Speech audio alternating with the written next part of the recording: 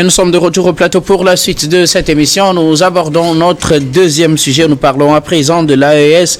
Le Mali, le Niger, le Burkina Faso s'apprêtent à lancer un passeport de la Confédération. Et les trois pays de l'AES mettront en circulation à partir du 29 janvier, date de leur sortie définitive de la CEDEAO. Ils mettront donc à partir de cette date en circulation leur passeport. Le président de la Confédération des États du Sahel, AES, informe l'opinion confédérale et internationale de la mise en circulation des passeports de l'AES à compter du 29 janvier, selon ce communiqué donc du président de l'AES, le général Assimi Goïta, qui précise que toutefois les anciens passeports demeurent valables jusqu'à leur date d'expiration. Les ressortissants ou les citoyens de ces pays membres de la Confédération des États du Sahel n'auront plus le passeport de la CEDEAO, puisque bien évidemment leur pays quitte la CEDEAO. Date définitive pour ce départ le 29 janvier, et c'est justement à cette date que le nouveau passeport entre en circulation dans cet espace. Eric. Oui. Je pense que les trois pays qui se sont regroupés au sein de l'AES sont en train de s'organiser pour quitter définitivement la CEDEAO, et ils l'ont annoncé.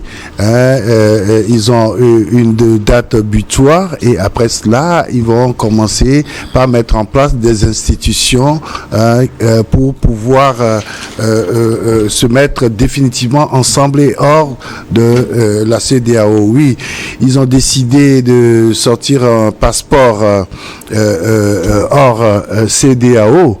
Je crois que déjà le 4 septembre dernier, le président du Burkina Faso, le capitaine Ibrahim Traoré, a déjà annoncé que désormais le passeport burkinabé ne va plus porter les sceaux de la CEDEAO. Donc je crois que c'est un processus qui est enclenché.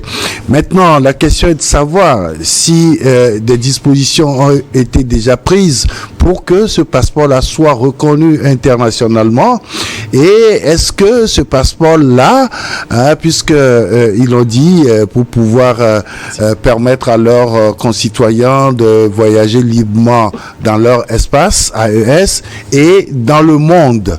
Maintenant, si ce passeport-là est reconnu internationalement, il n'y aura pas de problème, mais maintenant, vous savez que le passeport biométrique a des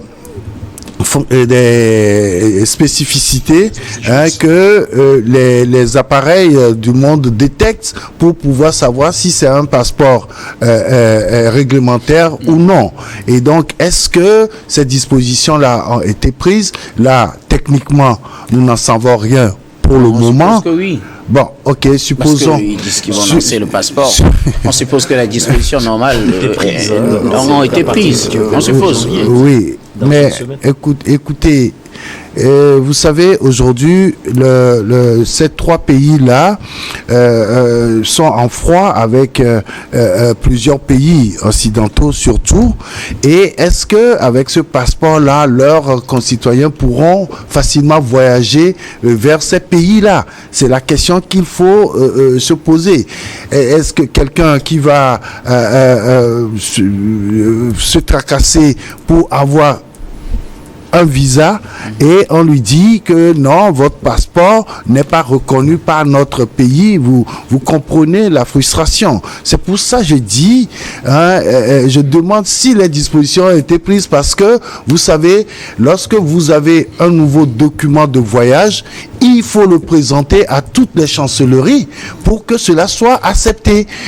Imaginez-vous, ici, quand on a changé le passeport, mais tout de suite, il y a eu une délégation qui a parcouru les chancelleries et même certains pays où nous n'avons pas de relations diplomatiques en tant que telles, ne sont pas en coopération pour pouvoir montrer les spécificités de ce passeport-là.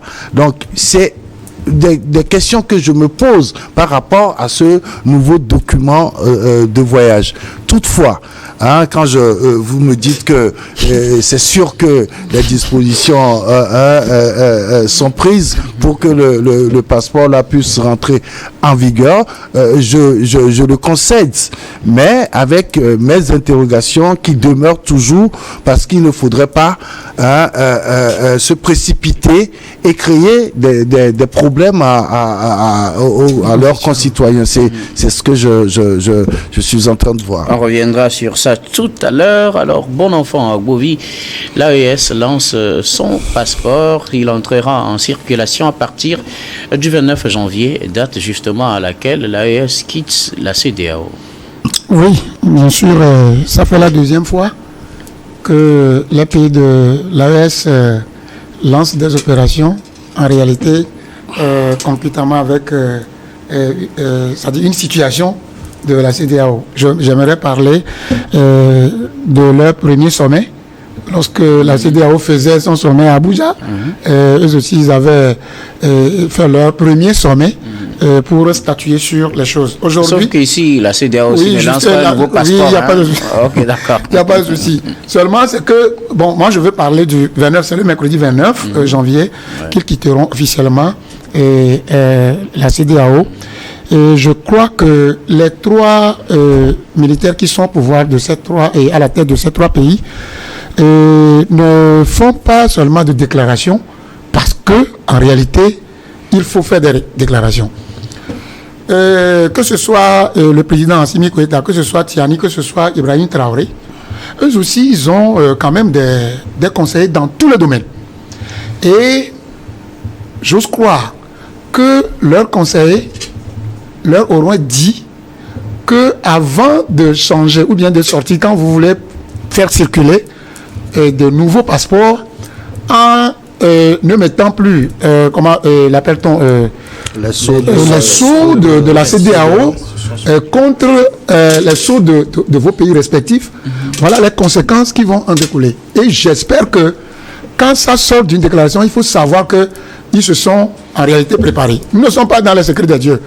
Nous ne sommes pas dans le secret de Dieu, mais je crois que les trois militaires là qui sont à la tête de ce pays ne peuvent pas faire des déclarations hasardeuses à l'heure où nous parlons, à quelques jours de leur sortie officielle de la CEDEAO. Néanmoins, on ne peut pas nous interdire de nous interroger, comme l'appelle-t-on, M. Eric l'a dit tout à l'heure.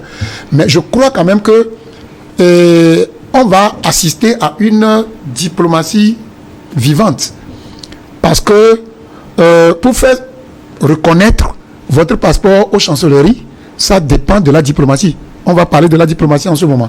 Et je crois quand même que nous n'allons pas assister à quelque chose qui irait en défaveur de la population de ces trois pays, vivement. Mais nous allons leur souhaiter bon vent, parce que c'est quelque chose qui, je ne sais pas si ça prête, c'est un sujet de droit, je ne sais pas. Et vous allez prendre la parole bientôt, pour changer, comment l'appelle-t-on, le passeport, lorsque vous faites partie d'une association. Je ne sais pas s'il y a des modalités, puisque si c'est, par exemple, pour les trois pays, il n'y aurait pas de problème. Mais quand ça aurait une envergure mondiale, il faut passer par des trucs. Donc, vivement que les trois présidents-là ont bien circonscrit les actes qu'ils posent, pour que après ces actes-là ne se retrouvent pas contre leurs concitoyens. Ok. Alors, Ashraf Rossama, le passeport de l'AES entre en circulation à partir de ce mercredi, date à laquelle l'AES quitte définitivement la CEDEAO. Oui, on voit très bien les symboles, c'est-à-dire que le 29 janvier est retenu pour lancer officiellement les passeports. Et cette date-là acte également la sortie définitive de ces trois pays de l'institution sous-régionale qui est la CEDEAO. Donc on voit très bien qu'il y a une volonté manifeste d'aller jusqu'au bout. Et donc ces pays-là ont décidé aujourd'hui d'avoir une certaine autonomie, parce qu'ils estiment que la CEDEAO a montré ses limites et que la CEDEAO a montré toutes ses carences. Donc c'est qu'il faut reconnaître. Je crois que les procédures administratives sont quand même assez complexes. Je crois que mon aîné Eric l'a démontré brillamment, pour dire tout simplement qu'il faut une notification d'un certain nombre de modifications aux chancelleries pour que ces passeports-là puissent être valables. Donc j'imagine qu'ils ont réfléchi en amont et qu'il n'y aura pas vraiment de difficultés pour les ressortissants de ces pays-là. Parce que si ce n'est pas le cas, les conséquences risquent vraiment d'être dramatiques. Et cela peut même inciter même une révolte populaire à partir du moment où la population n'obtient pas satisfaction d'un certain nombre de changements apportés par le pouvoir. Ça risque vraiment d'entraîner des conséquences dramatiques. Donc maintenant, nous verrons. Je crois qu'il y a un rapport conflictuel qui ne dit pas son nom avec la CEDEAO, il faut le dire très clairement. Parce que là, nous sommes dans le cadre du droit communautaire. Et en droit communautaire, il y a ce qu'on appelle le principe de réciprocité. Et le principe de réciprocité implique le respect ou le principe d'égalité entre les pays. Donc, ce qui veut dire tout simplement que les ressortissants de la CEDEAO continueraient à bénéficier d'un certain nombre de droits sur l'ensemble des territoires de ces trois pays-là qui sortent de la CEDEAO, mais sur le principe de la réciprocité, ce qui veut dire que la CEDEAO doit respecter également les ressortissants de ces trois pays-là, contrairement à ce qu'on appelle l'application de la loi qui fait plutôt la promotion de l'applicabilité directe des lois sur les territoires de ces trois pays. Donc, ce qu'il faut reconnaître aujourd'hui, comme je l'ai dit, il y a un rapport conflictuel qui ne dit pas son nom. Est-ce qu'il y aura des négociations ultérieures pour éviter des désagréments entre l'AES et les autres pays de la CEDEAO. Donc, moi, je m'interroge véritablement quelle sera la nature des rapports, quels seront les droits, par exemple, la liberté de circulation, de séjour, un certain nombre de choses. Est-ce que les autres pays de la CEDEAO ne vont pas prendre des mesures drastiques? Parce que le 29 janvier, c'est quand même une date quand même assez importante. On parle de la sortie définitive. Donc, ça veut dire qu'il n'y aura plus de rétro-pédalage possible. Et donc, nous aurons une autre...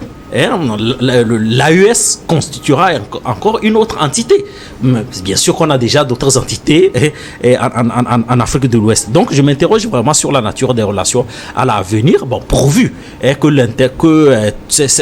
les responsables politiques de ces pays-là, qui sont animés par le sens aigu de l'intérêt général, ne vont pas rentrer dans un jeu de ping-pong qui risque de créer, disons, des situations préjudiciable pour nos concitoyens, parce qu'au-delà de tout, il y a l'économie. Il ne faut pas perdre de vue l'économie. Nous avons quand même des échanges, je crois qu'on le dise. Vous avez également nos citoyens qui traversent des frontières au quotidien pour faire des affaires. Et donc, il faut harmoniser le droit pour créer des situations difficiles pour nos concitoyens. Donc, au-delà de tout... Des situations difficiles? Difficiles, oui, facile, effectivement. Hein? Difficile. Non, je dis... C'est-à-dire en cas de non-application, de non-accomplissement d'un certain nombre de choses, ça risque vraiment de créer des situations désagréables. Mais moi, je crois que c'est le rêve des pères fondateurs également qui part en vrille, tout simplement, parce que nous avions chanté ici le rêve de l'unité africaine. Au-delà de tout, on voit très bien que l'Afrique est en train de se désagréger, quoi qu'on le dise tout simplement. Au lieu de promouvoir l'intégration, aujourd'hui c'est plutôt la désintégration. Maintenant, il faut analyser les causes objectives de tous ces péripéties-là pour trouver des solutions beaucoup plus fiables. Parce que si on continue comme ça, je crois que l'Afrique risque de ne pas s'en sortir. Alors, oui, bon enfant. Oui, en fait, c'est pour dire simplement que la position des pays de l'AES a été très claire. Tout le monde sait pourquoi le Mali, le Burkina et le Niger ont formé cette association AES. Et ils ont été clairs sur les principes. Et les pays africains doivent savoir que lorsque vous ne faites pas ou bien plus partie de la CEDEAO, que vous déclenchez la guerre à ceux qui sont sortis. Il faut qu'on change ce paradigme. C'est pourquoi le président Assimi Goïta avait dit que, en réalité, même avec le changement du passeport, mais ça ne va pas entraver les relations entre les pays. C'est en ce moment, je dis que on va faire intervenir un système poussé de diplomatie. Cela ne veut pas dire que les gens ne sont plus dans CEDEAO, qu'ils ne peuvent plus entretenir des relations commerciales fructueuses avec d'autres pays africains et d'autres pays du monde. C'est pourquoi j'ai dit quand même que le paradigme que l'Afrique doit changer, c'est que ce n'est pas parce que vous n'êtes pas, ou bien vous étiez et vous n'êtes plus dans la même congrégation que le torchon doit être déchiré partout, parce qu'aujourd'hui, aucun pays ne peut vivre en autarcie. Si tu veux vivre comme ça, tu vas s'étioler. C'est pourquoi on doit mettre la diplomatie maintenant en place. Quoique les pays de l'AES ne peuvent plus utiliser comment appelle-t-on, le passeport de la CEDEAO, mais il faut comprendre quand même que les pays de l'AES peuvent entretenir facilement, compte tenu de la diplomatie, des relations de toute nature. C'est ce que j'aimerais... oui. Alors, il y a une précision, si vous permettez, oui. il y a une précision. Le communiqué dit cependant, les citoyens de la Confédération AES, détenteurs des anciens passeports arborant le logo de la CEDEAO en cours de validité, peuvent les faire remplacer. Bon, c'est bien en face ça. Oui. On dit toutefois, les anciens passeports demeurent valables jusqu'à leur date d'expiration. Oui. Ça veut dire que pour le moment, on a encore le temps de négocier. Négocier peut-être avec les autres pays une reconnaissance internationale. Oui, bien sûr. Arrivera à expiration. De toute façon, je voudrais rebondir plutôt sur ce que disait mon collègue. Non, on ne dit pas que parce que vous n'êtes plus de la CEDEAO, que vous ne pouvez plus entretenir de relations avec les autres pays. Mais nous disons maintenant, avec le passeport, c'est un document de voyage pour les citoyens. Et donc, il ne faudrait pas que cela pose des problèmes aux citoyens. Est-ce qu'il y a des risques que ça pose des problèmes aussi? Bien sûr, évidemment. C'est tout. Il suffit. Vous savez, aujourd'hui, selon vous, annoncer la mise en circulation de ces passeports sans s'assurer que ce passeport sera reconnu dans les autres pays. Est-ce que c'est pas un trop grand risque? Non, mais il faut le faire reconnaître. Quand vous sortez un nouveau document, il faut porter ça aux autres pays, à tout le monde entier, pour que l'on sache que c'est désormais votre document. Et n'oubliez surtout pas que aujourd'hui, lorsque vous voyagez, vos passeports sont scannés. Et qu'est-ce qu'on cherche sur vos passeports? Il y a les données qui sont introduites dans le passeport. Et donc, ce qui veut dire que lorsque ce nouveau passeport-là va arriver quelque part où on ne l'a pas encore présenté et que ces données-là n'ont pas été mises à jour, je crois que ça va poser des problèmes. Et c'est ce que nous sommes en train de dire. Oui, ils peuvent prendre des dispositions. Jusque-là, on peut le concéder. Mais est-ce que tout le monde entier aujourd'hui, nous sommes le 24 aujourd'hui, est-ce que dans 5 jours, le monde entier pourra avoir toute cette donnée-là pour permettre aux citoyens, ceux qui n'ont jamais fait de passeport et qui le font pour la première fois, est-ce qu'ils pourront voyager tranquillement en toute sécurité et sûreté? C'est la question que nous nous posons. Okay. Alors, ce qui va m'amener à la deuxième partie, on sait que ces pays, je reviendrai tout à l'heure à vous, Achraf, on sait que ces pays de l'AES n'ont plus de très bonnes relations avec certains pays d'Europe, surtout la France. Est-ce qu'au plan diplomatique, on pourra négocier quand même pour que les ressortissants, puisqu'ils ont plein de ressortissants également en France, c'est ce qu'il faut aussi souligner. Est-ce que les dispositions seront prises pour que, au niveau de la France, on reconnaisse ce passeport pour qu'on puisse laisser circuler facilement les populations, ne pas peut-être se servir de ces changements de passeport pour créer des problèmes aux citoyens de ces pays, dans ces pays où ils ne sont pas, où l'AES n'est plus en très bon terme avec les pays européens. Oui, docteur Guillaume, je crois que ce sont des questions légitimes. Nous avons tout à fait raison de nous poser ces genres de questions.